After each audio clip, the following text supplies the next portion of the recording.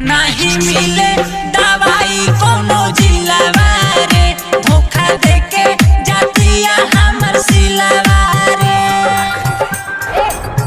प्यार तोरा बाप की जागीर नहीं मिले दवाई कोनो जिलावा रे, धोखा देके जातिया हमर सिलावा रे।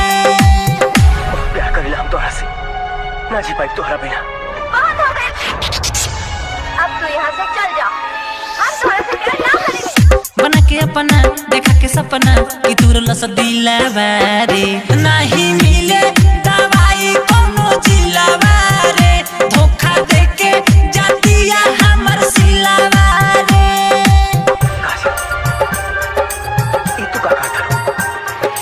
डीजे दीपू से हैजलपुर, डीजे दीपू से हैजलपुर, डीजे दीपू से हैजलपुर। मिक्स बाय सुजीत बाबू।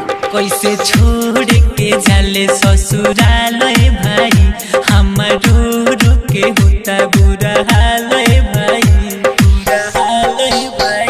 कैसे छोड़ी के जाले ससुराल भाई, हमर रो के होता बुरा हाल भाई। कि हमारा संग कोइले बिया गजब के लीला बारे, नहीं मिले दवाई कोनो जिलावा रे, धोखा देके जातिया हमर सिलावा रे।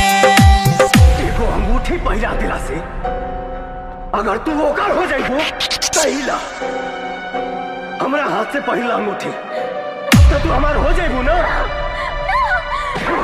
ये तू का करत तारा?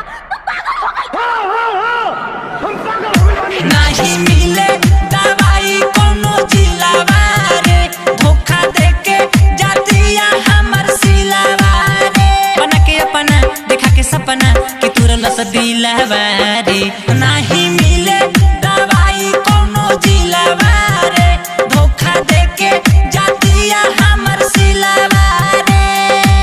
अरे जब प्यार ये का सामने करे के रहे तब प्यार के नाटक हमरा सामने करे कइले सेनो लगे दौड़े हमरे नाम के पीछे और मैं अंदर तेरे जेबे के नाम के। एक बात जानला, ई धरती पर हमरा सिवाय तू के और के नहीं को हो सका ना होगा जब हम के और के। डीजे दीपू से Hajalpur. Mix by Sneha recording studio Jamo Chand टोला। हमसे प्यार के वादा के तोड़ दिहलस, बीचे रहिया में हमारा के छोड़ दिहलस, छोड़ दिहलस। हमसे प्यार के वादा के तोड़ दिहलस, बीचे रहिया में हमारा के छोड़ दिहलस। रितेश बोलमुआ सुदर्शन गुरु के टूटल दिलवा रे, नहीं मिले दवाई कोनो जिलावा रे, छोड़ी सूजित के जात बिया सिलावा रे। बना के अपना देखा के सपना कि तू रस दिलावा रे,